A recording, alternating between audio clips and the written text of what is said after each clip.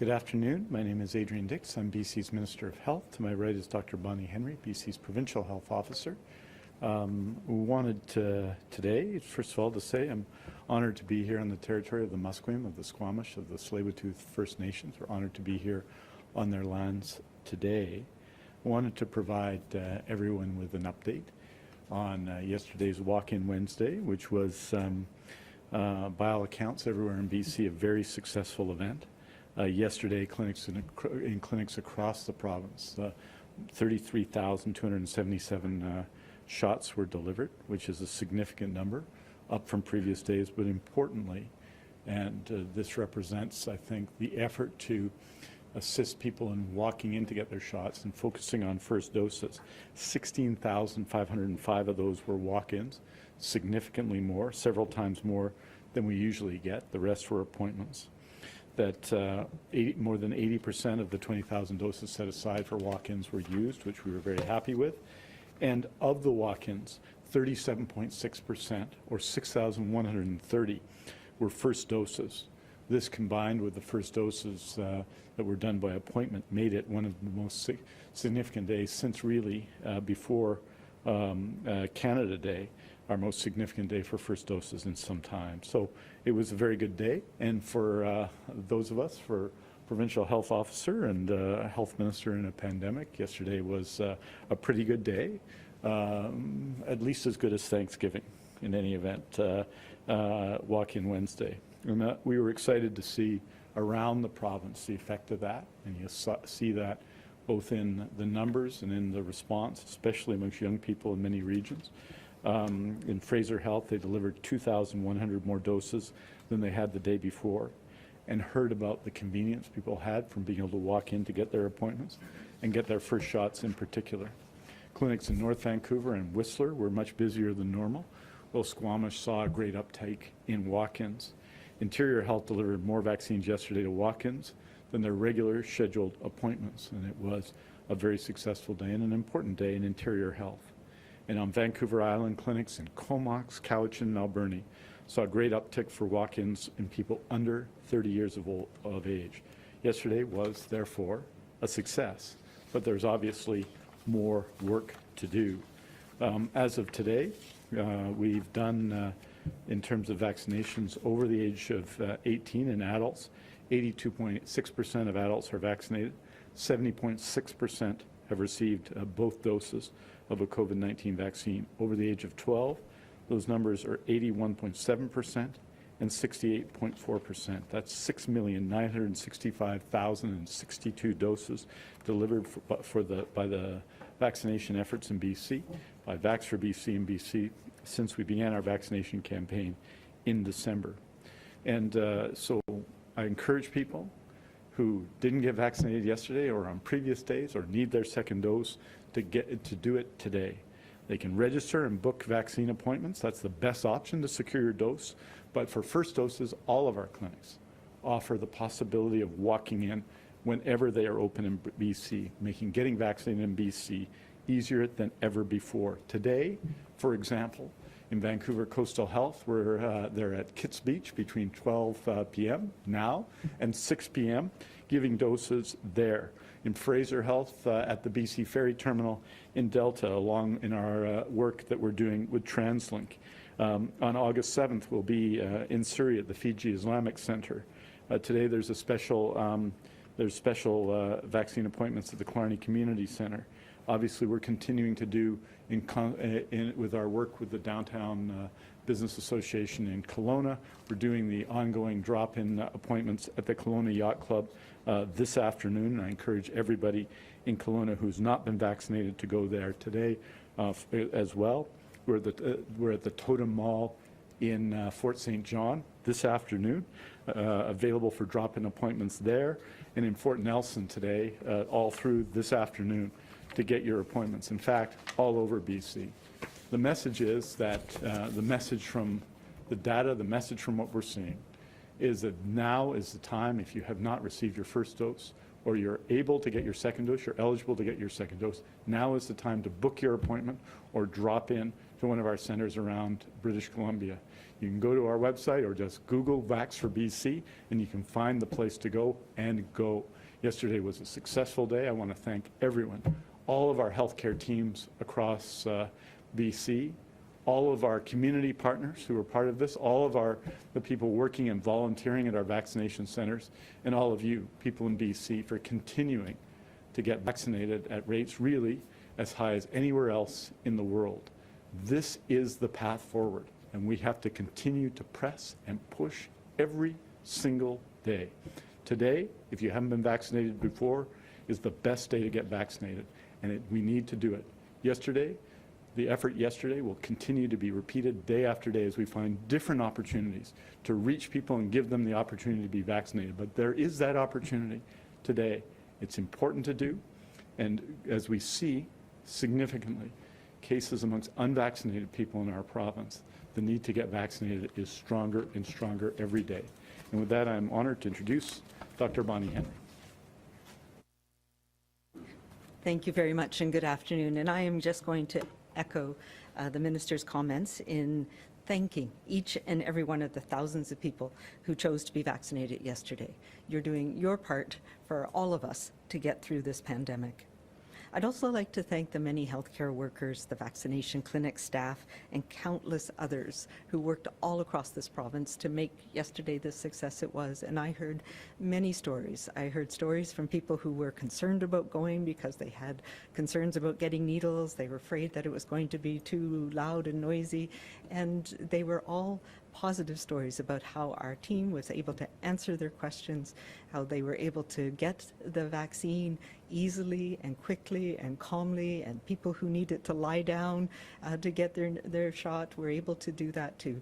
And I just want to reassure everybody, if you have concerns, if you have questions, drop into the clinic. You can talk to our immunizers who've now had the experience of immunizing millions of people with this vaccines that we have available here in BC. And I want to reassure people again that we have been following all of the data on safety and effectiveness, and we can be confident that these vaccines are saving lives and making a difference.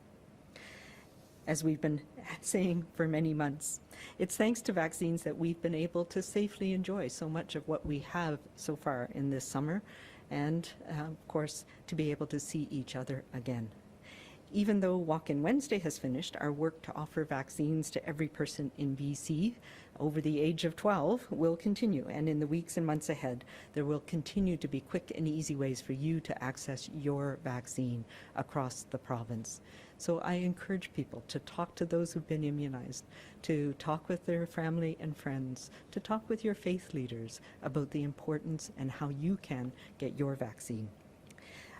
As we look forward to fall, though, we all need to be mindful that this virus is not gone, and we've seen that with the increase in cases that we've seen in the last few days and few weeks, particularly in the central Okanagan, where we see again that this virus can take off easily in people who are not protected. It's mostly young people, many who have not yet had the opportunity, there's many opportunities to be immunized. But now is your chance, and particularly as we head back to school, back to university come September, it's going to be more and more important for all of us to be protected so that we can manage this pandemic and move on with our lives. So now is the time. If you're a healthcare worker, if you're a student, if you work in the hospitality industry, we know how challenging it has been for you, and we have seen that this virus can transmit very easily in those high contact environments that you're in. Protect yourself and protect those around you, and that is how we are going to get through this pandemic. I do want to say that we are right now experiencing a surge, as you know, of cases, primarily in younger people between the ages of 20 and 40, and 95% across the province of people who are infected right now are unimmunized, or people who have not yet had their second dose. So that is important for us to recognize right now. That's the message that we have for you today, is that you are at risk, and you spread it to the people who are closest to you. We know as well in the interior, for example, in ICU right now, all of the people with severe illness in ICU are people who've not yet been vaccinated. And that reflects the fact that this virus can transmit even to some people who are partially vaccinated, who are older, who are more likely to have severe disease, or people that are part of your family or friends who may have underlying illness that leads them to be more at risk. We can't take those chances. Now's the time. Go in, get your shot, and thank you for all of you who have done your duty, your best for us to make us, help us get through this pandemic together. Thank you very much, and we're happy to take questions. Oh, okay.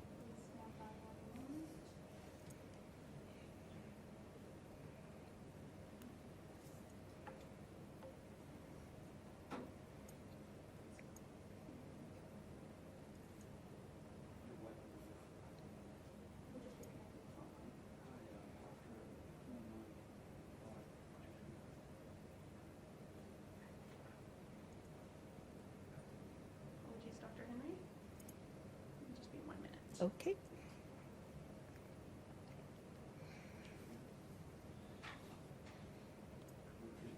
We're good? Thank you for the wait, everybody. Apologies for that disconnection. We should be back on the line now. As a reminder for reporters on the phone, please press *1 to enter the queue. You will be limited to 1 question and 1 follow-up. Please also remember to take your phone off mute. You will not be audible until your name is called. Our first question today is from Penny Daflos, CTV News. Please go ahead. Hi there. Thank you very much for taking my question. I just want to start out with one for a colleague. Quebec has just announced it will create vaccine passports and ban unvaccinated people from certain non-essential services like restaurants and concerts. The Prime Minister said he supports Quebec's move, and a new poll shows a large majority of the public supports it too.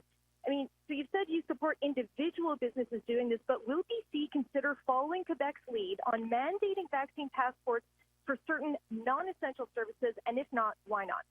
Yeah, so Quebec has been working on their QR code for some months now, and yes, I understand that in the fall they're intending to have some restrictions. We're looking at all options and continue to look at all options. What we have said is that we will not be denying people essential services based on their vaccination status. But I've also said very clearly that there are some services where people who work in those industries, and we think of healthcare as an essential public service, that we need to make sure that we are protecting healthcare workers, protecting the healthcare system, and the people that we care for. And so we are, as I've mentioned a number of times, working on our policy around that. And yes, you will hear more about that, but we are looking at all of the options for how do we best move through the fall, recognizing that COVID will still be with us, and we are also likely to see the other respiratory viruses that we normally see in the fall come up again as well. Did you have a follow-up? I did, thank you. Yesterday, BC had the highest COVID case count of any province in Canada. Epidemiologists are estimating that the reproductive rate of the Delta variant is around 6. They're saying that it likely can't be controlled by vaccines alone unless we get a really, really high vaccination rate, like 90% of the entire population or more. And yet in BC, we have few other control measures currently in place. So it's a twofold question. Are you at the point where you're just going to accept widespread infection of unvaccinated people? And also, what is your plan for handling the fourth wave?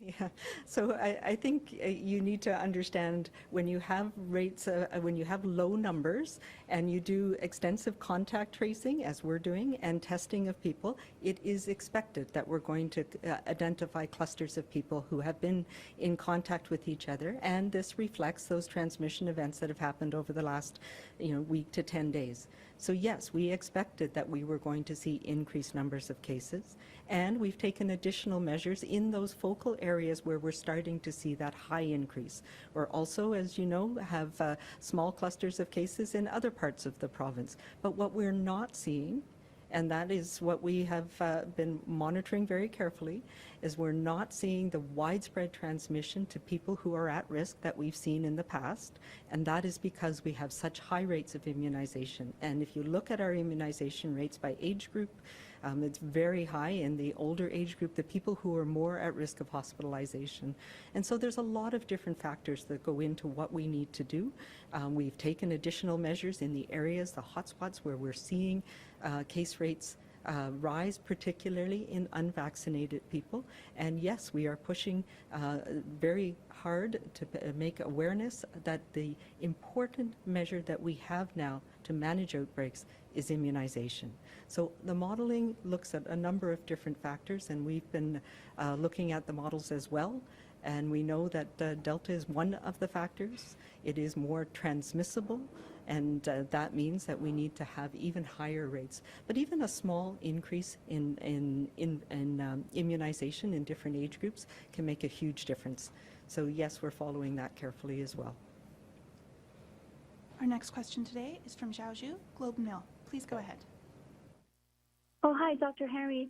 So faculty and students at SFU has issued a letter today indicating concern about returning to classes without students being required to be vaccinated or masked. And UBC president says he cannot enact either of those without approval from your office. So with Delta variant surging, would you allow universities to bring in their own mask mandates and their own vaccination requirements? Thank you.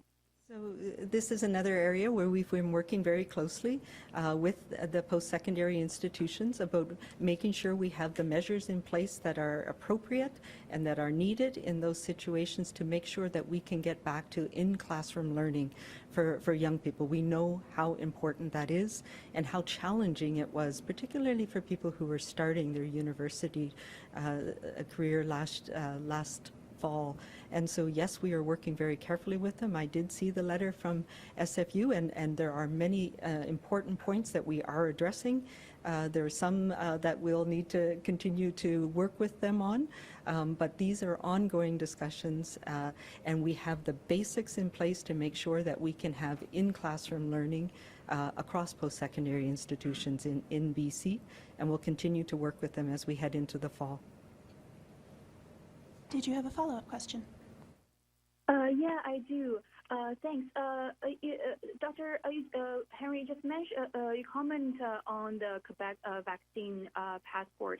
And I'm wondering if standards are so different across the country, but Canadians are resuming traveling, how can British Columbians, even those vaccinated, be confident they're safe? Yeah, you know, that the most important thing is that the more of us who are protected through immunization, the more our community is protected. And we've seen that repeatedly. When we have high rates of protection through immunization in communities, the virus can't get a hold and can't spread as widely. That's what's going to protect us when people come traveling here, and we've seen that over the last few months. We've had quite a few weeks since we moved to that next step, where we've had quite a lot of visitors who've come in here to BC, and we've had people moving around BC. We expect that when we have more contacts, we're going to have increased numbers of cases, but it's managing those and making sure we identify outbreaks early, as we did in the central Okanagan, for example, and taking those additional measures when we need to. But really, our ticket out of this pandemic and protecting the ones that we're closest to, but also our communities, is by everybody stepping up and being immunized. Our next question today is from Marcella Bernardo, News 1130. Please go ahead. Hi, Dr. Henry and Minister Dix. Just wanted to ask you first off, you did mention that somebody else asked about post-secondary students and staff wanting stronger health measures this fall, but will you support mandatory vaccination rules and masks on campuses if that's what individual administrators at UBC and SFU and other post-secondary institutions say they want to happen? Yeah, so that's a bit of a rhetorical question, Marcella. We are working with them to find out what are the best, most important things. I think what is critical, and I've said this repeatedly, is that we're not denying people an education because of their immunization status. So there's a whole bunch of factors that need to be taken into account there. One is where people are coming from, making sure there's access to vaccines at the place, at universities, and we're working on those and how that can happen effectively and efficiently. And there needs to be provisions for people who cannot be immunized, even though they may be a small number of people, and provisions for what we're going to do in those settings when we have increased community transmission, which is going to happen in certain communities over this next fall. So all of those things are factors that are being taken into place so that we have adequate plans for all of the post-secondary institutions. And we're working with them on these right now. So it's not a simple question. It is something that we are looking at all of the different factors that need to be accounted for. Marcella, did you have a follow-up? I did. You both spoke very eloquently at the beginning of the news conference today about urging people to get vaccinated, but what is being done to crack down on rogue doctors and other healthcare workers who have been advising patients against getting vaccinated? Because we're hearing there are some people in healthcare that are telling loved ones not to get vaccinated because they don't think that the vaccines are safe. Yeah, and that's unfortunate. Thankfully, it's a very small number of people, and that is something that I work with the college. We're talking with Doctors of BC, for example, to support people in getting accurate and knowing where to get credible information. And that's part of my role, is to make sure that we at the BC Immunization Committee provide the information that clinicians need to provide advice to their patients. And that's something we're doing across the province. I had a thought there and I've just lost it, sorry. One of the things that I will tell you is that the immunization rates in physicians in this province are in the high 90s, 96, 97%, and that really reflects the fact that as clinicians across the province, physicians are recognizing the safety and the importance of being immunized, and I can't reiterate that enough. We are watching very carefully all of the safety data. It's published weekly on the BC CDC website, all of the adverse events following immunization. We're part of the global effort to look at safety of these vaccines, and we've seen how effective that is in very rare events being detected and measures being put in place to ensure that we can find people who have those conditions. I'm thinking of things like VIT. So our safety procedures are in place. These are very effective vaccines, and part of what we need to do and what we're trying to do is to point people to where they can find that credible information that supports them in making those important decisions for themselves and for their own health.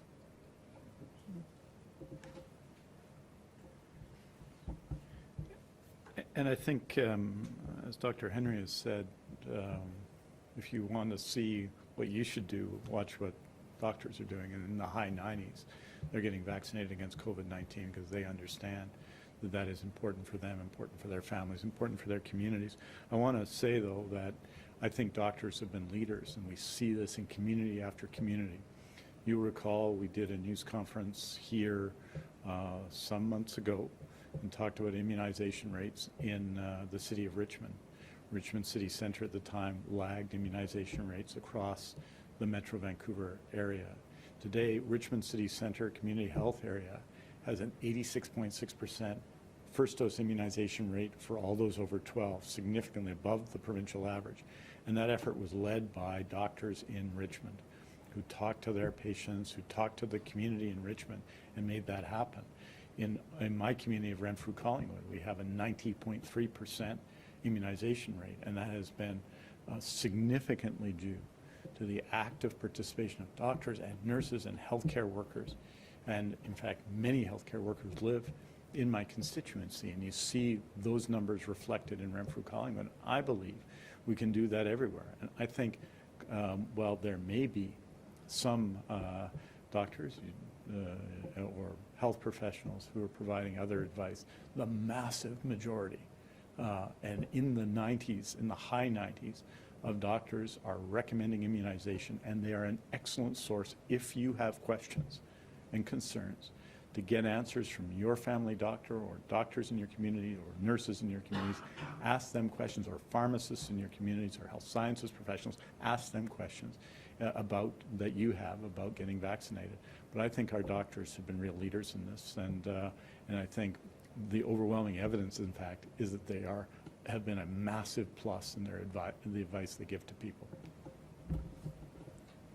Our next question is from Craig Rasmussen, CBC. Please go ahead. Hi, thanks for taking the question. This is for Minister Dix. I want to go back to this the Quebec vaccine passport proposal. And Dr. Henry said that she's concerned that you don't want to deny access to essential services for people, which of course is understandable. But what about requiring a vaccine passport specifically for indoor dining, bars, restaurants, large public indoor gatherings, that sort of thing? Would you support a vaccine passport for at least those activities? And if you could answer in English and French, I'd appreciate it. Thank you. Juste pour dire, premièrement, que la province du Québec est en train de travailler sur cette question depuis quelques mois et ils n'ont pas, je pense, l'intention de mettre en place cette politique avant le mois de septembre, ou peut-être le mois d'octobre. C'est ce que je comprends de ce qu'ils ont dit aujourd'hui. Donc, on a annoncé encore une fois l'intention d'avoir un passeport pour les vaccins. Nous, en Colombie-Britannique, nous faisons une telle sorte de travail aussi, de faire en sorte que tout le monde va avoir accès facilement à leur propre bilan de vaccination pour que tout le monde puisse démontrer, s'ils ont besoin de cela, leur statut de vaccination. Donc ça, c'est le travail qu'on est en train de faire. Et on est en train de faire un travail sur toutes ces questions. Et donc, on va considérer ces options. Mais le travail continue. Ce n'est pas une question d'annoncer quelque chose d'avance, mais de faire le travail nécessaire. Et c'est ce qu'on est en train de faire en Colombie-Britannique, tous comme ils ont fait au Québec et dans d'autres provinces.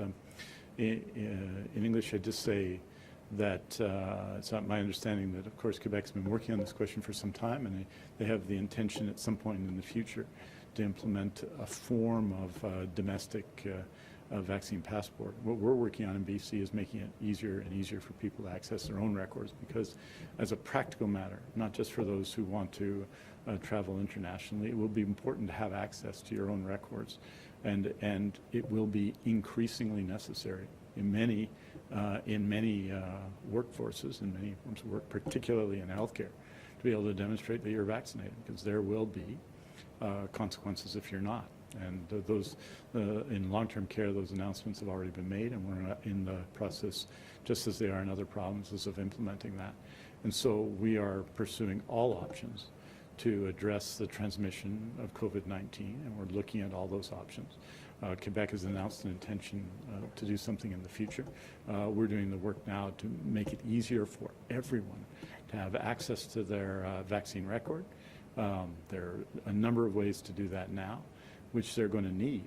I would say to everyone that no, you are not obliged to get vaccinated in BC or anywhere else in Canada, but there are consequences if you don't. And I think everyone will have to understand that. But mostly, this is about hope and benefits. That all of the people who got vaccinated yesterday, the 16,000 people who walked up to vaccination centers, and more than 7,000 people who got their first dose yesterday, all of those people contributed to our joint effort to make BC safer for everybody. And in the same time, they made themselves safe.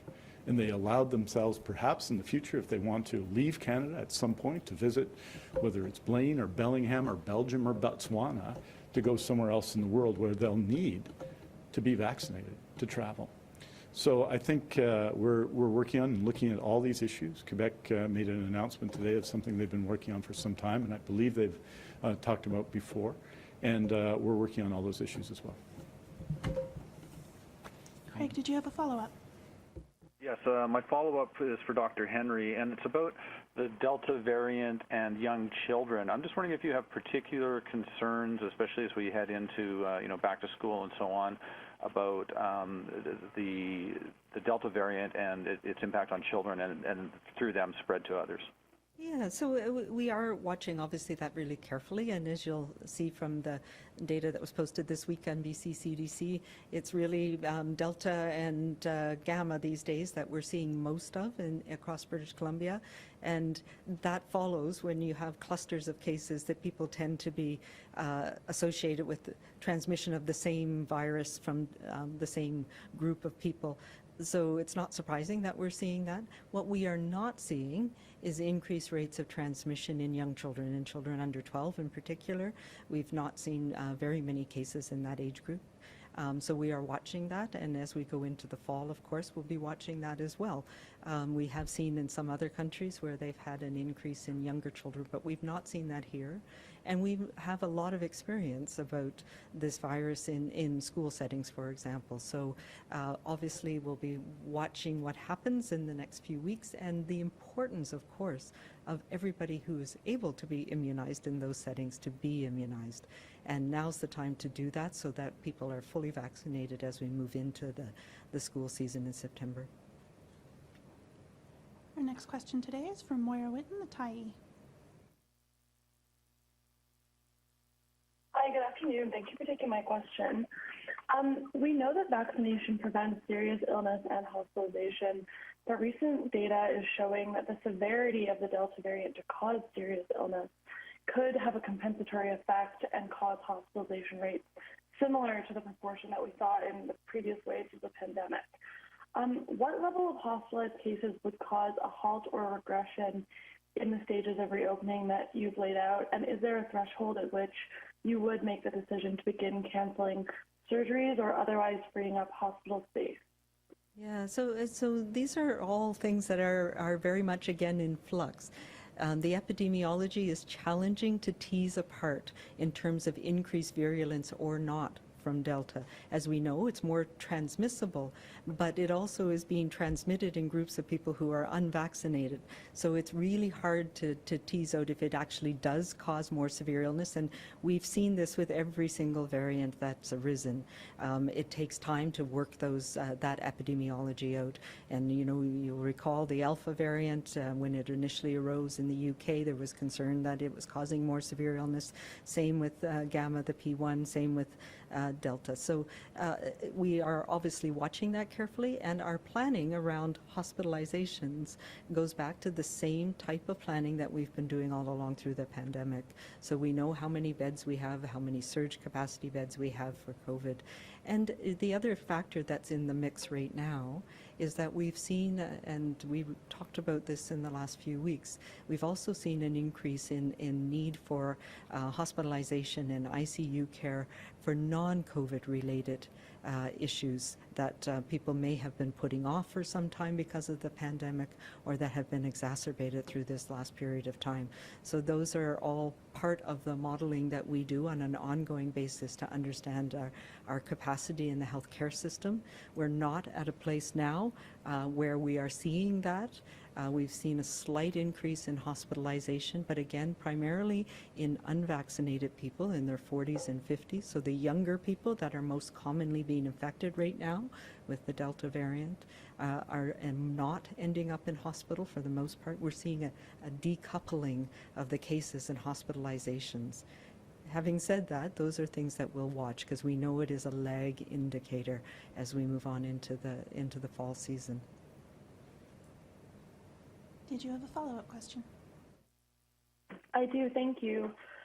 You mentioned earlier that many young people, especially teens, are now just getting the opportunity to have their second dose or to have it after the province entered stage 3 on July 1st.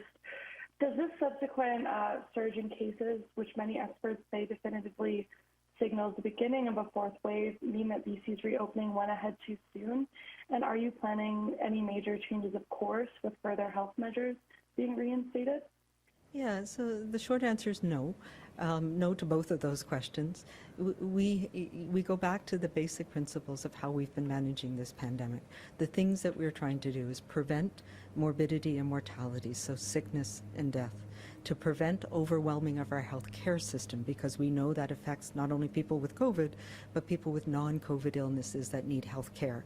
And thirdly, to reduce and minimize societal disruption as much as possible. There are downside impacts on all of us from some of the measures that were in place, even the measures that meant that we couldn't visit with family and friends.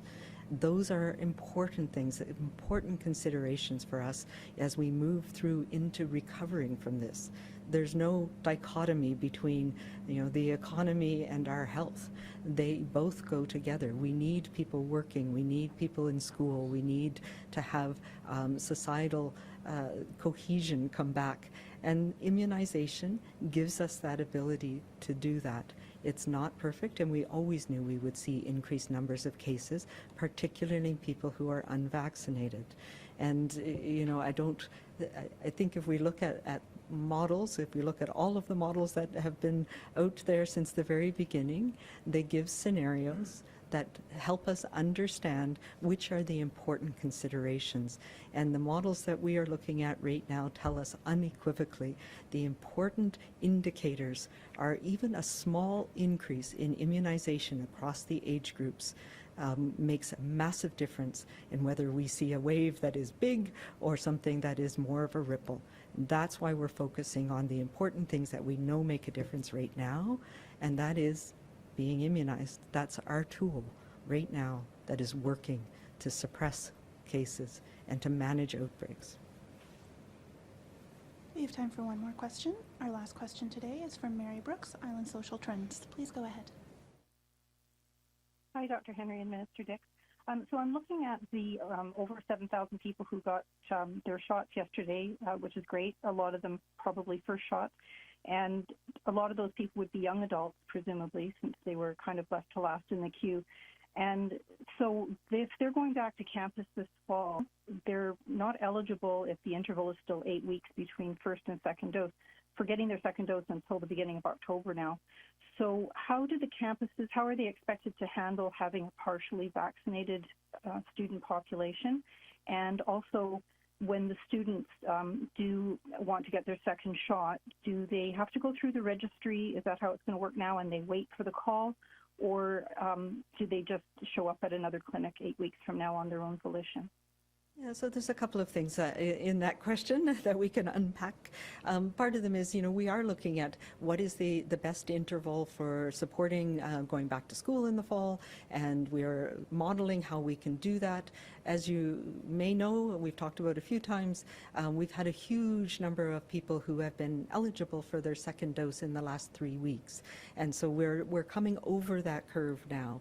And so that gives us a little bit more flexibility with the amount of vaccine that we have now to adjust that interval if we need to, particularly for hotspots. For example, in the Okanagan, the central Okanagan, we're moving up the eligibility, have moved up the eligibility so people can get it at 28 days or more after their first shot. That means that we can get more people fully protected as we know that the virus is circulating in those communities. So we're looking at that across the province, and we'll be making some decisions about that in the next few days about where and who should get the vaccine sooner in the next little while for a variety of different reasons. And that will help us as we're going into September and, in the end of August as people are arriving to go to university.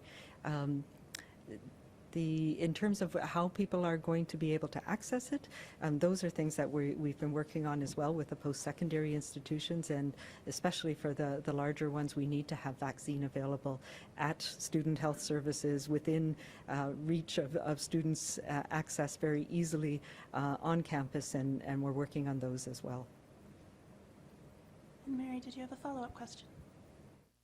Yes, just briefly then on shots that have a shortened interval, regardless of what age the person is who gets that, is there more of a concern that a shorter interval shot is ultimately less protective in terms of vaccination than if they've waited what you originally had hoped would be 11 weeks as the ideal?